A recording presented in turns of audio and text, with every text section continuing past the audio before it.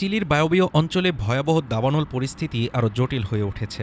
পেনকো শহরের বনাঞ্চলে ছড়িয়ে পড়া আগুন নিয়ন্ত্রণে আনতে রোববার রাতভর কাজ চালিয়ে যায় দেশটির দমকল বাহিনী। তবে এখনও পুরোপুরি নিয়ন্ত্রণে আসেনি আগুন।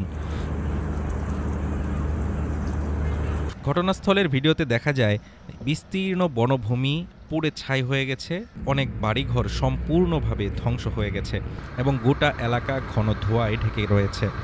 আগুন নেভাতে দমকল কর্মীরা ঝুঁকি নিয়ে রাতভর অভিযান চালাচ্ছেন।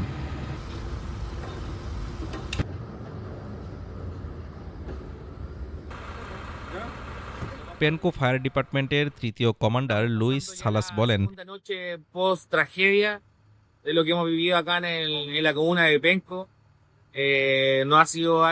দুর্ভাগ্যজনকভাবে অনেক ঘরবাড়ি পুড়ে গেছে, প্রাণহানিও ঘটেছে। আগুন কিছুটা কমেছে, কিন্তু এখনও পুরোপুরি নিয়ন্ত্রণে আসেনি। তিনি আরও জানান,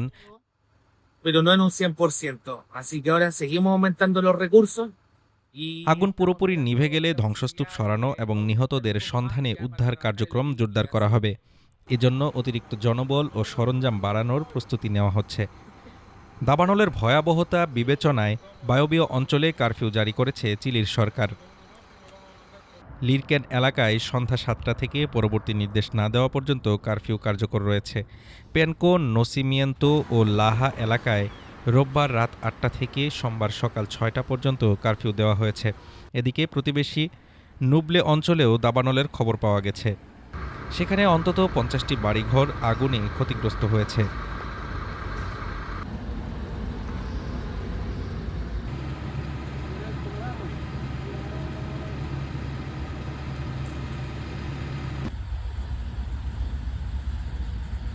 পরিস্থিতি নিয়ন্ত্রণের বাইরে চলে যাওয়ায় রোববার বায়বীয় ও নুবলে দুই অঞ্চলেই রাষ্ট্রীয় দুর্যোগ অবস্থা ঘোষণা করেন চিলির প্রেসিডেন্ট গ্যাব্রিয়েল বোরিচ। সরকারি তথ্য অনুযায়ী দাবানলে এখনও পর্যন্ত 18 জনের মৃত্যু হয়েছে। ক্ষয়ক্ষতির পরিমাণ আরও বাড়তে পারে বলে আশঙ্কা করা হচ্ছে। Desk report, Dhaka today.